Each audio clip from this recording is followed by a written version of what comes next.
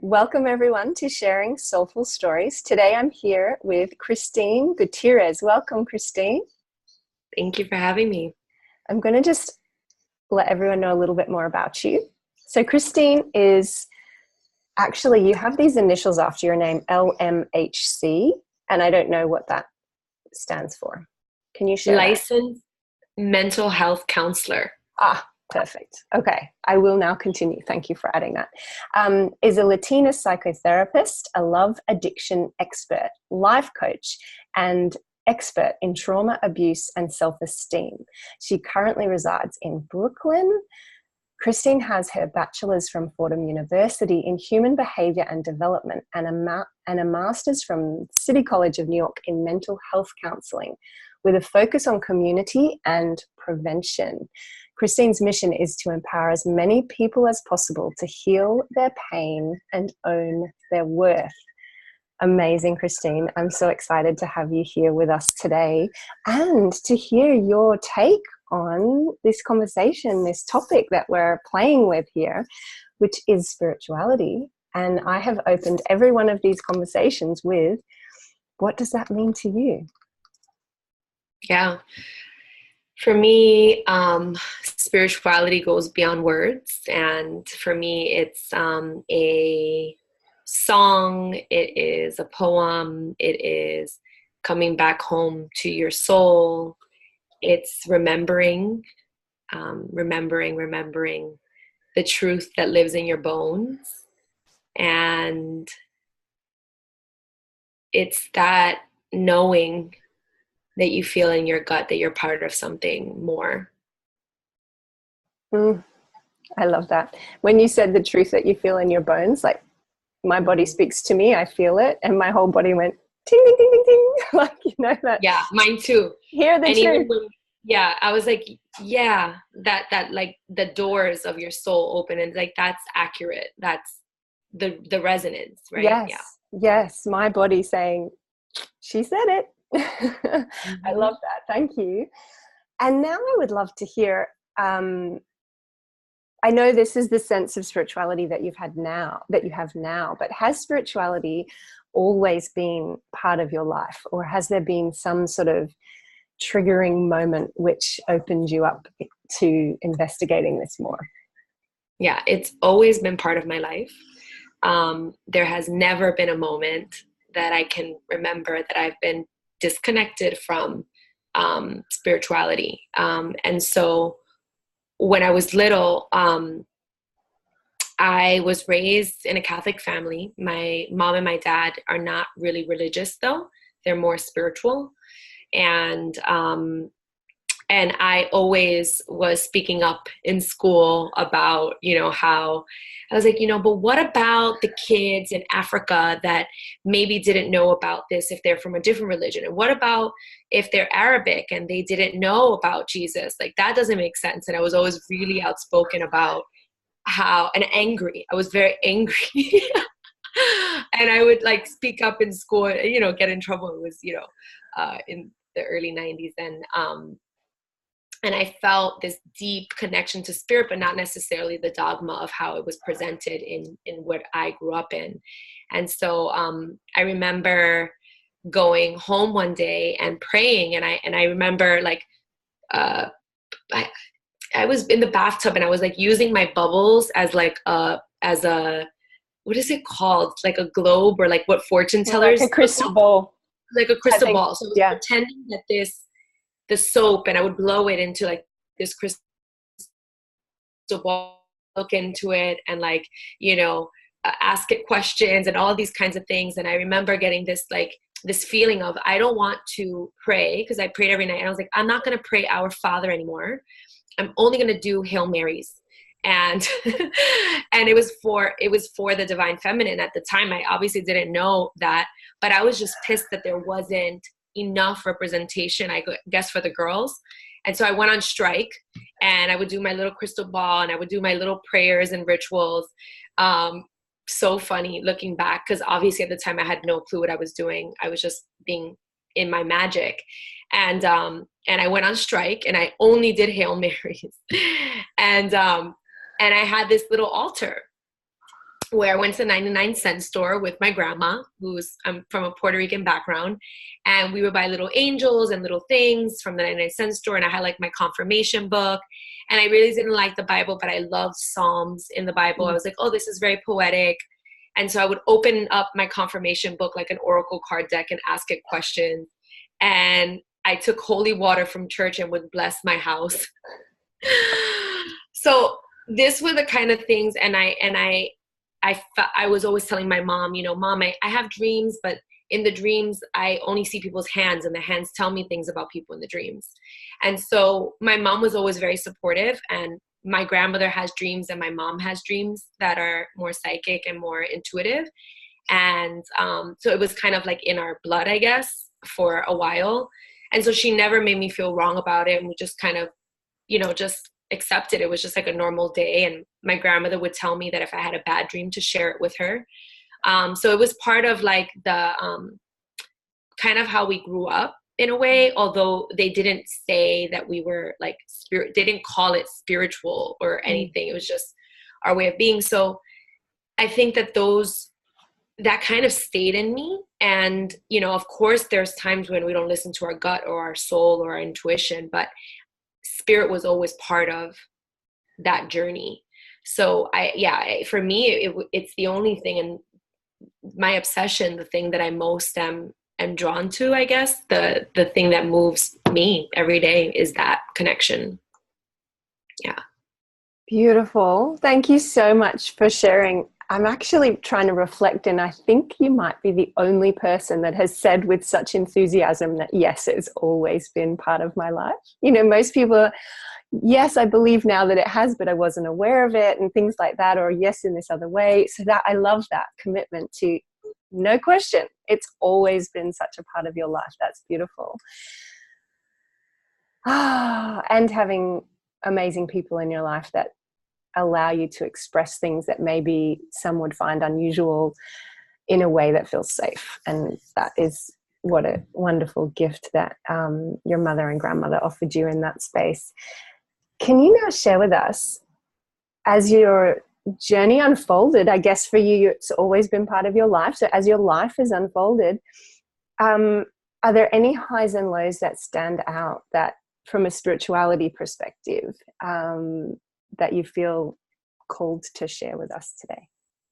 Yeah, I mean, because spirit was a part of my life didn't mean that trauma and fucked up things didn't happen, because that definitely did happen. And I would say that for the majority of my life, it was more in the darkness, more in the shadow, more in the pain, more in the suffering, more in the trauma of replicating childhood wounds and needing to see the original wound of what I went through with, my original trauma and replicating it again and again and again, like Groundhog Day, in order to see it and heal it. And so for me, I would say that trauma and the replication of that wound, of that trauma, was probably the biggest blow, and also biggest breakthrough moments of me shaping my character, and not to like glorify, when you're in the dumps and when you're really going through these experiences. I can only say this now after having gone through it over and over and over again. So, I often joke that in my book or anything I write, like I try to give like a realistic perspective and say it wasn't just one moment for me. It was many moments and many ups and downs and many rises and falls, because I'm a complex woman and I rise and fall like the tide and the ocean. And, it wasn't just one moment. It was many, many, many, many moments of ups and downs. And so I'm deeply intuitive, I'm deeply emotional. So I feel like I'm always managing, the flow of feeling too much and crying if I see, animal, like I like purposely break my heart open on purpose all the time. So like I follow all these accounts with dogs, and like, they're like, I'm like psycho writing, like I hope, praying for this dog, or pray, like on those like rescue accounts. And so it's just, I think that there's so many highs and lows in terms of like my personal journey. I think it will always be, because I'm an intense woman. But it's beautiful to see that they're not the kinds that are wounded and traumatic. Instead, they're the kinds from like loving too much or feeling the realities of the world. And so there's great freedom in that, in getting to do this trauma work and getting to do this healing work, and in knowing that it's I got the gift of choice again, right? The gift of choice of being able to choose the things and allow in the things that feel safe and good. And now when my heart breaks open, it's more for just life, regular things, right? That you should let yourself feel. So yeah, I would say that was one of the major kind of transformational and deep moments. Amazing. Thank you. And I imagine a lot of people will resonate with that, in terms of sometimes we do, and it's interesting, as you say, to reflect back on seeing a pattern of this same trauma kept coming up in my life over and over again. And it can be very hard, as you say, when you're in it. But sometimes it feels like I needed to be shown this a whole bunch of times to realize I have work to do there, or I have something to learn there, or I have, pain stuck in my body there. And yeah, interesting. So thank you for sharing that. I wonder, as you mentioned, you're so intuitively connected and sensitive, which may then come into this next question. But how would you say you weave spirituality through your day, through your life, through your work? What does it look like? Yeah. So it's interesting because, like I'm in this kind of, I felt like I was always connected to spirit, and then I was drawn to becoming a therapist and a healer, and it's a world. There's also like the spiritual wellness world and industry and all that stuff. And for me, it's funny because I may be considered like a spiritual teacher and a spiritual guide, but in many ways, I try my best to just let spirituality be in everything I do. That everything is spiritual, is soul. To see through the eyes of the divine, and to see every mundane moment as sacred. And take a shit, brush your teeth, it's all sacred.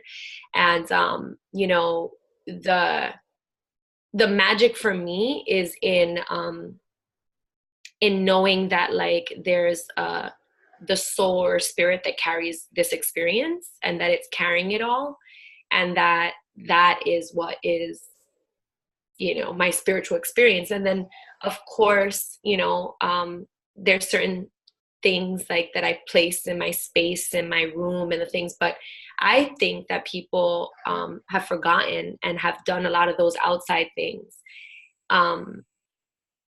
instead of focusing on just the spirit that carries it all, and just letting yourself feel that and let that be enough. And whatever comes from that connection, wherever you're guided, like you can bring it in. I adore that.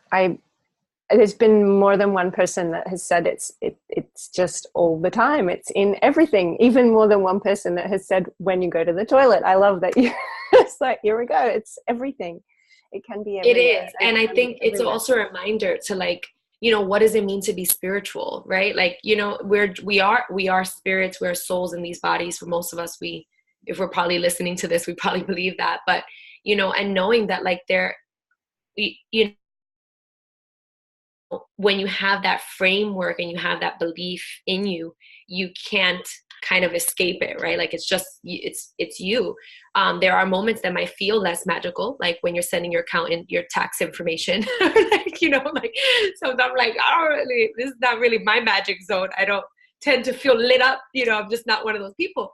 But I find the magic in stretching outside of my comfort zone, and being human is actually a very big task for me. So I give myself a lot of, props for when I do like normal human things. I joke that like, I'm like, like that is also the magic of growing, because we're a lot of the people that are drawn to this work are more connected with their cosmic self, with their, you know, their spiritual self, and it's actually harder to function as a human being in this cardinal everyday world. So, you know, yeah, it's everything, and it's also those moments that really you don't think are so spiritual, but actually are helping your human self grow.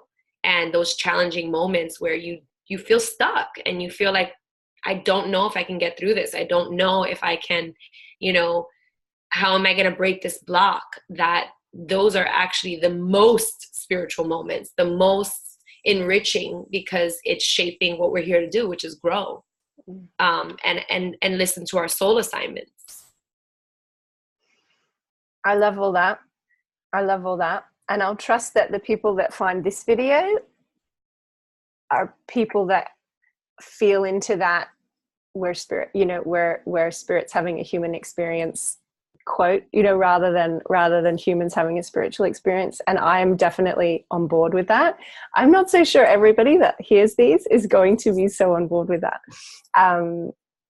But who knows? Sometimes you need to hear things a lot of times before you're willing to give it a bit more space and go, well, what would that mean for me? What is that for me? If I am a soul or a spirit, then there's kind of no denying this spirituality thing anymore, is there?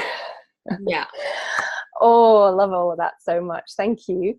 I would love to know from you, with your perspective on this question, for those that are just beginning an exploration into what spirituality means for them. And as you actually mentioned, and now see if I can get the words right, but just that acknowledgement of the divine in every moment, and remembering that there's truth to that, or for a lot of us, there's a lot of truth in that.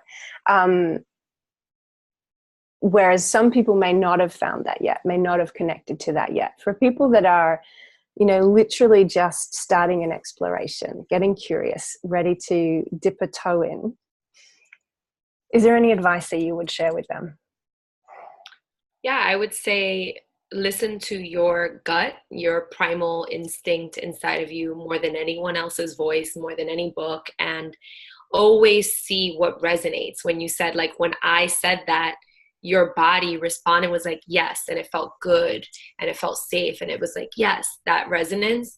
I would say that we're each coded with a resonance that works for us, and what works for me, what works for you is it some of the things might not be the same, and that's okay, you know, and that nobody that's sharing anything has ultimate authority or knows anything. We're all just guessing. We're all just being curious. And the magic is actually finding what works for you, what works for your spirit, and what works for you when you're 20 may not work for you when you're 40. You know, what works for you when you have children may not work for you when, you know, you were single. So allowing yourself to die and be reborn, and die and be reborn, and really continue to be open to what feels good to help you connect to you more. You know, essentially, I think that, you know, for me, it's about bringing soul, bringing that sense of, even if people don't subscribe to the word soul, right? Like, whether it's that feeling of creativity or inspiration or joy or mental health or emotional health, plugging into that which feels good, and being curious and exploring what doesn't make you feel good in your internal terrains and what makes you feel good, and getting the help that you need along the way, because I do believe that that's a great way to go about it, is to do it within community, to learn new things and to have fun and to really enjoy it. Like when I was going along my journey of finding new things, and I was like, I'm going to study Tantra, and I'm going to study, you know, meditation. I'm going to study Reiki. And okay, I don't like that anymore. Okay, great. So this is what vibes with me. And wow, now that I learned this no longer resonates. And letting yourself be a moving, breathing, ever-changing human that is figuring it out. And if it feels right in your spirit, makes you feel safe, and makes you feel more healthy, more grounded, then that's great. Brilliant. Love that. I loved, in particular, the idea that what worked when you're 20 may not work when you're 40, that we are changing and constantly growing and evolving, and following that, what feels good, what resonates now. And I also loved that you raised the idea of being curious about what doesn't feel good and giving space to that too. And what is it about that? And not everything is a fucking mirror. Like, it's not. Like, please. Like, I tell people I'm of the, not everything is like, oh, there's something within me. No. Sometimes you just know it doesn't work. Like, it just doesn't vibe with me. And if, that can be a very confusing phrase for people that are not psychologically grounded yet. It has merit. But what I mean by that is to say that for people, especially if you're beginning a spiritual journey, it's usually because you're brokenhearted or down on your knees about something. And so you're very vulnerable. And so my disclaimer is that, as you go on this journey, is that sometimes it's not this idea in ungrounded spirituality where it's to say there's something about you that's triggered because that person brings up this in you and that's why you don't like it. Instead of honoring, maybe there's something primally, instinctually in you that does not resonate with that for your protection and for your good. And so, trust yourself. It doesn't have to be that complicated. If you feel a little bit creepy and you feel like that person doesn't vibe with your values, trust it. Because any path has shady characters and loving characters. Any path has good, has darkness. And so for all the newbies out there, just be so in your body and know that you're wiser than you know. And things shouldn't feel off. They shouldn't feel shady. They should feel really grounded. You should always feel validated in your experience. And if you're going through a hard time, whoever and whatever spirituality you're working with should honor wherever you're at as sacred. And I think that, that therapist piece of me making sure that people know that they're valid and that they don't want to bypass any of the harder, tougher feelings. Like, I often joke that my spirituality it's the total opposite of saying, let's be happy all the time. It's about saying, let's hold all feelings all the time and be able to tend to the tension that arises when we're feeling happy and sad, or, allowing for you to feel safe in being a full human as you are. So find paths that feel validating and safe is very important for the newbie. I love that. And I really love that you mentioned the piece about not everything is a mirror. I think there is something so sweet in that, rather than pushing through something that feels really wrong because you're convinced there's something that you need to learn there. Maybe it's just not the way for you. I love that, opening that up as a possibility, at least for people to hold. Thank you so much. And I love that your therapist came out there at the end, because you just said some of the most beautiful, wise things that I wouldn't even attempt to repeat. So just rewind and watch it again if you didn't catch it, because all that was wonderful. And as we come to a close, can you please share just a bit more about what it is that you do and how people could go about finding you, please? Yeah. So what I do is I hold space for people to explore their trauma, their pain, their sadness, their heartbreak, and help them untangle the webs that are holding them back from accessing that strength, that worthiness, that empowerment, that feeling of, yes, like I can be my authentic self. And I fuse the experience I have as a licensed therapist with my, ancient kind of medicine shaman that comes out with the kind of more ancestral work. And so it's really beautiful. We do retreats, we do one-on-ones, and we just have a really nurturing and fierce and experience. Yeah. And your website, do you want to share that quickly?